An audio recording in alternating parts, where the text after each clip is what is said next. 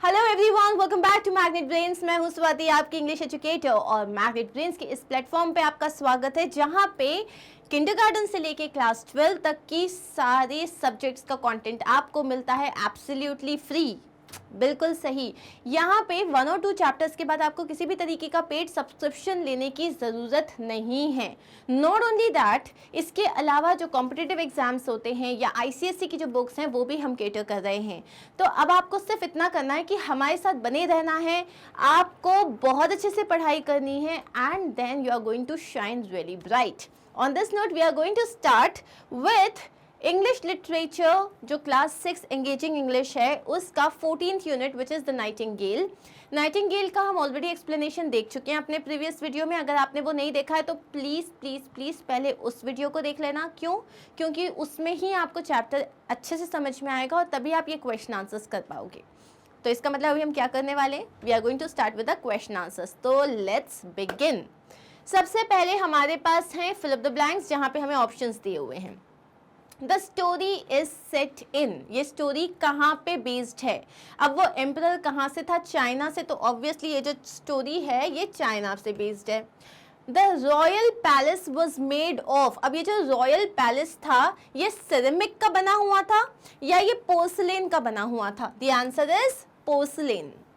The Nightingale said that it's song sounded best in the green dash, green orchard में या green woods में? उसने कहा था ग्रीन वुड, मतलब जंगल में सबसे अच्छा गाती है वो। Dash attendants were appointed to wait on the nightingale, nightingale की खिदमत में कितने सर्वेंट्स को रखा था? 20 नहीं, 12। The artificial nightingale was decorated with, अब वो किस चीज से डेकोरेटेड थी? Pearls, rubies और emeralds या diamonds, rubies और sapphires? The answer is diamonds, rubies and sapphire. The artificial nightingale could soon only be played. अब ये जो artificial nightingale थी तो इनिशियली तो अच्छे से प्ले किया, उसके बाद थोड़े टाइम बाद क्या हो गया? It could play only once a year, वो साल में एक ही बार प्ले कर सकती थी। The real nightingale charmed dash away from the bedside of the emperor. जो real nightingale थी, उन्होंने जो emperor थे, राजा के बगल में कौन बैठा हुआ था जिसको charm कर लिया था? लाइफ या डेथ? डेथ। सो ये तो बहुत इजी हो गए। अब आपने अगर चैप्टर मेरे साथ अच्छे से समझा है तो ये क्वेश्चंस आपके लिए बहुत ही ज़्यादा आसान होंगे। ठीक है, अब स्टार्ट करते हैं हम next. It is my pleasure that she shall appear this evening, commanded the emperor. अब सबसे पहले who is referred to as she in these lines? तो यहाँ पे she किसको कहा गया है? she मतलब यहाँ पे नाइटिंगेल की बात हो रही है, तो हम लिखेंगे she in these lines refers to the nightingale. Okay? Next is How did the king come to know about her? King को नाइटिंगेल के बारे में कैसे पता चला? किसी ने बताया था? नहीं, उन्होंने बुक पढ़ी थी जिसमें नाइटिंगेल के बारे में लिखा हुआ था। The emperor came to know about the bird through a book written by a learned man. उन्हें एक बुक के थ्रू पता चला था जो कि किसने लिखी थी? एक learned man ने लिखी थी। Where was she found? Who had helped in locating her? तो अब वो कहाँ पे मिली थी और किसने उनकी मदद की थी इस बर्ड को ढूंढने में? So she was found in the woods. वो कहाँ पे मिली थी? वो जंगल में मिली थी। She was found in the woods. A poor girl in the kitchen helped in locating her. एक जो poor girl जो किचन में काम किया करती थी उसने मदद की to locate the bird. What did the Nightingale song remind this person of? Nightingale की सॉन्ग से इस पर्सन को क्या याद आता था? The Nightingale song reminded the girl of her mother's kiss. So Nightingale की सॉन्ग से इस पर्सन मतलब जो गर्ल थी, वो जो पुअर गर्ल थी, उसको अपनी माँ के किस के बारे में याद आती थी। Next is My song sounds best in the green wood, said the bird, but still she came willingly when she heard the emperor wished to hear her song. तो उसने कहा था कि मेरा जो सॉन्ग है वो सबसे अच्छा फॉरेस्ट में लगता है, लेकिन उसके बाद भी वो आई क्यों? क्योंकि उसको पता था एम्परर उसका गाना सुनना चाहते हैं। Why do you think the Nightingale song sounded best in the green wood? अब आपका क्वेश्चन ये है कि नाइटिंगेल ने ऐसा क्यों कहा? क्यों आपको लगता है कि उसका जो सॉन्ग था वो सबसे अच्छा कहाँ सुनाई देता था? ग्रीन वुड में। The nightingale's song sounded best in the greenwood as it was free there without any foundations. It had freedom of choice. क्योंकि वहाँ पे वो फ्री थी, उसके पास कोई बाउंडेशंस नहीं थे, वहाँ वो जब गाना चाहे तब गा सकती थी, मतलब उसके पास फ्रीडम ऑफ चॉइस थी और हम सब उसकी इम्पोर्टेंस समझते हैं ना। Next is What arrangements had been made for the special performance? अब ये जो स्पेशल परफॉर्मेंस था नाइटिंगेल का, उसके लिए उस कोर्ट में क्या क्या किया गया। The palace was elegantly decorated for the occasion. जो पैलेस था उसको बहुत ब्यूटिफुली डेकोरेट किया गया। The whole court was present and in the center of the great hall, पूरे कोर्टियर्स प्रेजेंट थे, मतलब जितने भी सभा के लोग थे सब प्रेजेंट थे, और ग्रेट हॉल के सेंटर में एक गोल्डन पर्च रखा गया। मतलब पर्च मतलब जहाँ पे बर्ड बैठती है ना, इस तरीके का एक स्टैंड होता है वो, तो यहाँ पे जो है वो बर्ड जो है वो बैठती है। अब you know something like this, okay, and for the nightingale to sit on. Clear? Next is, what reward was offered to the bird? What did she say in reply? So bird को क्या reward offer किया गया था और उसका reply उसने क्या दिया? The emperor declared that the nightingale should have his gold slipper to wear around his neck as a reward. So हर नेक, तो उसने एम्परर ने कहा कि जो नाइटिंगेल है उसको उसकी गोल्ड स्लिपर दे दो और वो जो है गले में पहनेगी उसको as a reward. She said that she had been sufficiently rewarded as she had seen tears in an emperor's eyes. उसने बोला मुझे नहीं चाहिए, मैं sufficiently rewarded हूँ क्योंकि मैंने अपने राजा की आंखों में आंसू देखे हैं। Now you have charmed away the evil faces from my bed and banished death from my heart with your sweet song. How can I reward you? तो अब जब बर्ड आई थी गाने के लिए और डेथ को उसने भगा दिया था, तब ये राजा ने कहा था। तो पहला क्वेश्चन है, why do you think the bird had left the kingdom and what had taken its place and what did it sing? तो ये जो बर्ड थी, जो रियल नाइटिंगेल थी, वो पैलेस छोड़ के क्यों चली गई थी, उसकी जगह किसने ली और वो क्या गाया करती थी। So once the emperor received the artificial nightingale, he lost his interest in the real nightingale. जैसे ही जो एम्परर था उनको वो आर्टिफिशियल नाइटिंगेल मिली तो उनको ये रियल नाइटिंगेल में पूरा इंटरेस्ट खत्म हो गया। As the other bird was much prettier to look at and it sang the same song 30 times without being tired. अब क्यों उनका इंटरेस्ट चला गया? क्योंकि जो आर्टिफिशियल बर्ड थी ये बहुत ज़्यादा ब्यूटीफुल थी, क्योंकि वो पूरी जो थी लोडेड थी ज्यूल्स से, और दूसरी चीज़ ये उसको 30 टाइम्स भी प्ले करो तो वो बिल्कुल थकती नहीं थी। An artificial bird took its place. अब ये जो सेकेंड क्वेश्चन है, what had taken its place? An artificial bird took its place. And what did it sing? वो क्या गाती थी? वो सिर्फ waltzes गाती थी। Okay, it sang only waltzes. अब है next, describe the creature which had taken its place. तो अभी हमने डिस्क्राइब किया था, an artificial bird took its place, it सैंग only waltzes. That's it. अब आप इसमें ये भी लिख सकते हो that it was all covered with diamonds, rubies and sapphires. What were the evil faces surrounding the bird of the emperor? वो कौन कौन से evil faces थे जिन्होंने जो है emperor के bed के चारों तरफ वो घिरे हुए थे। The evil faces surrounding the bed of the emperor were his good and bad deeds sitting next to death. जितने भी evil faces थे जो उसके बेड के सराउंडिंग बैठे हुए थे, वो कौन थे? वो उसके अच्छे और बुरे कर्म थे जो सब जो है डेथ के साथ बैठे हुए थे। How had the nightingale banished death from the emperor's heart? Nightingale ने डेथ को मतलब एम्परर के हार्ट से कैसे हटा दिया? The real nightingale had heard of the emperor's illness and came to sing to him of hope and trust. जो ये रियल नाइटिंगेल थी उसको पता चला था एम्परर की इलनेस के बारे में, और वो आई ताकि वो उसके लिए होप और ट्रस्ट के गाने गा सके। As she sang, the shadows grew paler. और जैसे उसने गाना स्टार्ट किया तो ये जो जितने भी evil shadows थे वो सब हल्के होने लग गए। She sang of the quiet churchyard where the white roses grew and the elder tree wafted its perfumes on the breeze. अब उसने उस churchyard के बारे में गाया जहाँ पे white roses होते थे, और वहाँ का जो tree था जब वो sway करता था तो उसमें से जो perfume आता था वो breeze का, this made the death leave, इससे क्या हुआ, डेथ को अपने गार्डन की बहुत जोर से याद आ गई और वो वहां से चला गया। In this way the bird banish death from emperors heart, और इस तरीके से जो बर्ड थी उसने एम्परर के हार्ट से डेथ को निकाल दिया, बैनिश कर दिया। अब है think in answer, what did the real nightingale song have which the artificial bird song didn't? Real Nightingale के सॉन्ग में वो कौन सी बात थी जो आर्टिफिशियल बर्ड के सॉन्ग में नहीं थी? The real nightingale sang in its own natural way while the artificial bird sang only waltzes. जो रियल नाइटिंगेल थी वो अपने ही नेचुरल तरीके से गाती थी, जबकि जो आर्टिफिशियल बर्ड थी वो सिर्फ वॉल्सेस गाती थी। A year later, the barrels of the artificial bird were worn and it could not produce the same music quality.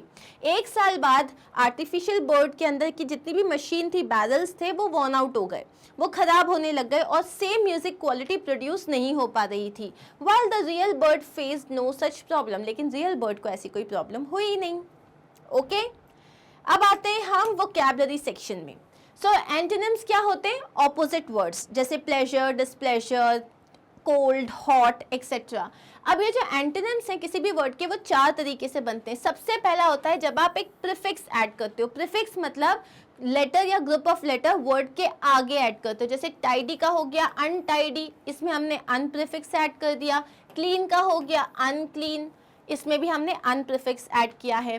By changing the prefix, by changing the prefix मतलब जैसे ये है इंटीरियर, इंटीरियर इसमें ऑलरेडी इन है, उसको हमने change करके exterior कर दिया। ये है इंफीरियर, इसका हो गया सुपीरियर, इंटीरियर का हो गया एक्सटीरियर। क्लियर?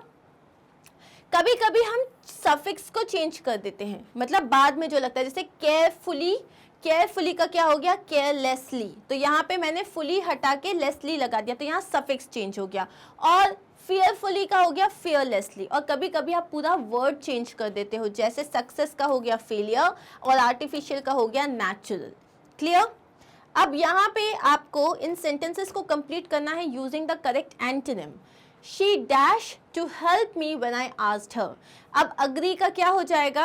disagree. So इसमें जो है आपको एंटोनिम्स यूज करने, तो she disagreed to help me. अब आप इसमें dis सिर्फ agree नहीं लिख सकते क्योंकि ये past tense का सेंटेंस है, तो आप past tense का ही वर्ड का फॉर्म लिखोगे, तो यहाँ पे आ जाएगा disagreed. Similarly, the soldier was punished.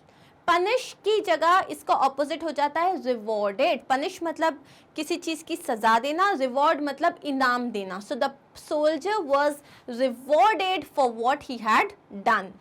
Bye nightfall the temperature had rise by several degrees. अब यहाँ देखो हैड आ रहा है, हैड मतलब हम परफेक्ट टेंस की बात करें, मतलब वर्ब का थर्ड फॉर्म आएगा, तो राइज राइजन हो जाता है। राइज का ऑपोजिट क्या होगा? राइज का ऑपोजिट हो जाएगा फॉल, तो फॉल का हो जाएगा थर्ड डिग्री फॉलन। वर्ब का थर्ड फॉर्म फॉल का क्या हो जाएगा? Fall, fail, fallen. Okay, next is his dash remark upset the entire party. अब यहाँ पे इसमें सिंपल सेंटेंस है, डिक्लेरेटिव सिंपल प्रेजेंट का है, तो हिज फॉर्चुनेट का हो जाएगा unfortunate. His unfortunate remark upset the entire party. And the last one is the aeroplane made a rapid dash to avoid collision. So ascent मतलब होता है ऊपर जाना, descent मतलब नीचे जाना, तो यहाँ क्या हो जाएगा? The aeroplane made a rapid descent to avoid collision. Okay? Next है choose the correct meaning for the following words from the story. अब जैसे फर्स्ट वर्ड है extended. extended का मतलब क्या होता है? cover a particular area, made longer या related to. The answer is covered a particular area. मतलब जैसे उन्होंने लिखा था it extended, like उसकी जो बाउंड्रीज थी वो बहुत ज़्यादा extended थी, जो उनके गार्डन की बाउंड्रीज थी। extended मतलब it covered a very big area. Next is learned, learned man. Learned मतलब सेल्फ एजुकेटेड, हाईली एजुकेटेड या someone who studies a lot. The answer is highly educated. Okay, third है हाक। जब वो बोलती है हाक, वहां है वो बर्ड, वेट, स्टॉप या listen. The answer is listen, वो रही वो bird. Next is do it. Duet का मतलब क्या होता है? Song sung by two people, song which requires two musical instruments या group of two singers. Basically the answer is group of two singers. अब है स्कार्सली मतलब बहुत कम, being unable to, only just या rarely, answer is only just. Banish का मतलब होता है किसी को निकाल देना, ऑर्डर टू लीव, किसी को फोर्सफुली बाहर फेंक देना या पोलाइटली किसी से बोलना बाहर जाने के लिए। So the answer is order to leave, किसी को बोल देना निकल जाने के लिए। अब है rewrite the sentences according to the instructions. यहाँ पे देखो सेंटेंस आपको जो दिया हुआ है उसमें इंस्ट्रक्शन दिया है change into simple past tense. Simple past tense मतलब होएगा सब्जेक्ट, ठीक है, उसके बाद आएगा यहाँ पे आपका वर्ब का सेकंड फॉर्म और बाकी का पूरा सेंटेंस। अब ये तुम्हारा है सब्जेक्ट शी, ये ईट्स वर्ब है, शी ईट्स का क्या हो जाएगा, सेकंड फॉर्म हो जाएगा ate, she ate her lunch and then again sleeps verb है जो प्रेजेंट फॉर्म में, इसका सेकंड फॉर्म हो जाएगा slept. So she ate her lunch and then slept for 3 hours. ये होता है तरीका इसको करने का। सिमिलरली अब सेकंड क्वेश्चन है they will dance at the inaugural ceremony, वो लोग इनॉग्रल सेरेमनी पे डांस करेंगे, फ्यूचर है, विल आ रहा है तो फ्यूचर है और हमें इसको किस में चेंज करना है, सिंपल प्रेजेंट। सिंपल प्रेजेंट में मतलब वो इनॉग्रल सेरेमनी में डांस करते हैं, तो हम यहाँ पे विल हटा देंगे, they dance at the inaugural ceremony. अब डांसेस नहीं आएगा क्योंकि हम बहुत सारे लोगों की बात कर रहे हैं। He swam across the river in no time, इसको हमको सिंपल फ्यूचर में करना है, फ्यूचर में क्या आएगा, विल या शैल। सो he swam ये तुम्हारा वर्ब है तो इसके पहले लगा दो he will। अब will के साथ कभी भी वर्ब का फर्स्ट फॉर्म ही आता है, सो he will swim across the river in no time। We shall go for the picnic as it will not rain, हमको पिकनिक पे जाना चाहिए क्योंकि बारिश नहीं होगी। अब इसको सिंपल पास्ट में करना चाहिए तो सबसे पहले shall हटा दो, go का सेकेंड फॉर्म लगा दो went। We went for the picnic as it will not rain की जगह did not rain। हम पिकनिक पे गए थे क्योंकि बारिश नहीं हुई थी। We went for the picnic as it did not rain। Last is fairy tales always have a secret message, और इसको हमको फ्यूचर में करना है चेंज, तो fairy tales will always have a secret message. Fairy tales में हमेशा एक सीक्रेट मैसेज होगा।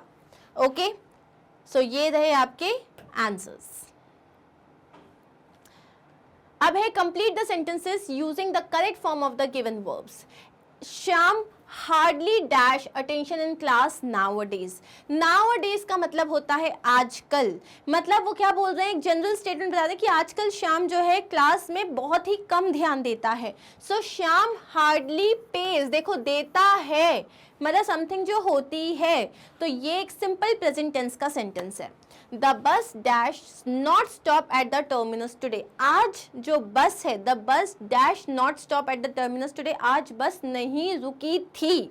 सो आप बोलोगे the bus did not stop, the bus did not stop at the terminus today. Okay, she dash at the Vienna festival next Friday, next Friday को वो Vienna festival में perform करने वाली है। नेक्स्ट फ्राइडे मतलब फ्यूचर टेंस, तो ये हो जाएगा she will perform, she will perform. Okay, the rice dash not dash properly, rice सही तरीके से नहीं पका है, तो the rice has not cooked properly और the rice did not cook properly, the rice has not cooked properly। and the last one is he dash for his board examinations next year, वो appear करेगा, next year करेगा, so he will appear। ठीक है, और इसमें हम क्या बोलेंगे, the rice was not cooked properly भी लिख सकते हैं, दोनों ही करेक्ट रहेगा। अब है complete the sentences using the given conjunctions, but before ये सारे conjunctions है, conjunctions क्या होते हैं, joining words होते हैं। Dash our aunt was unwell we took her for a checkup, क्योंकि हमारी आंट की तबीयत खराब थी हम उन्हें चेकअप के लिए ले गए। अब क्योंकि का मतलब क्या होगा, सिंस, क्योंकि, सिंस। नेक्स्ट इज, तो ये हो जाएगा फर्स्ट। द 5 स्टार यहाँ पे जितने भी रेस्टोरेंट्स हैं in the city are few dash they are famous all over the country. The 5 star restaurants in the city are few yet they are famous all over the country, मतलब 5 star restaurants जो होते हैं बहुत कम हैं, बावजूद इसके, फिर भी, येट वो पूरी दुनिया में फेमस हैं। Kindly fill the form dash proceeding to the next counter. Next counter पे जाने से पहले ये वाला फॉर्म फिल कर दो। तो kindly fill the form before proceeding to the next counter. Megha suggested dash we take our umbrellas along with us on the picnic. Megha ने सजेस्ट किया कि मतलब that dash it rained the weather became quite chilly. क्योंकि बारिश हुई, बारिश होने के बाद वेदर बहुत ठंडा हो गया। After it rained Mitali studies for only 2 hours a day dash she performs well in the exams. Mitali एक दिन में सिर्फ 2 घंटा पढ़ती है, उसके बाद भी वो जो है एग्जाम में अच्छा परफॉर्म करती है, बट फिर भी जो है करती है। अब यहाँ पे देखो येट भी आ सकता है, remember this thing. Okay, so ये हो गए हमारे answers. Clear? And we are done with this chapter. सारे क्वेश्चन आंसर्स कर लिए। कोई भी डाउट होता है तो please ask me in the comment section, और नहीं होता है तो कोई बात नहीं, लेकिन डू नॉट फॉरगेट कि आपको मुझे एक अच्छा सा लाइक देना है, सो दैट आई अंडरस्टैंड कि आपको ये चैप्टर अच्छे से समझ में आ गया है। ये सारे वीडियोस आपको मिलेंगे मैग्नेट ब्रेन्स की वेबसाइट पे, या हमारी जो ऐप है मैग्नेट ब्रेन्स की उस पर भी आप जा सकते हो, या आपको ऐप स्टोर मतलब जो प्ले स्टोर है वहाँ मिल जाएगा। मैग्नेट ब्रेन्स की वेबसाइट के लिए you will just have to type magnetbrains.com, this is the home page. Then you will see all the classes, then the subjects, उसके बाद टॉपिक आप सिलेक्ट करो और आपका वीडियो स्टार्ट हो जाएगा। Now this is the easiest way. Okay, thank you so much. आपके लिए एक और गुड न्यूज़ है कि मैग्नेट ब्रेन्स हिंदी चैनल अब आपके लिए है। सो बस सब्सक्राइब कीजिए, अपने फ्रेंड्स के साथ शेयर करिए, ताकि जो है सारा कंटेंट आपको हिंदी में भी अवेलेबल हो जाए। And thank you so much once again. Take care of yourself. Bye.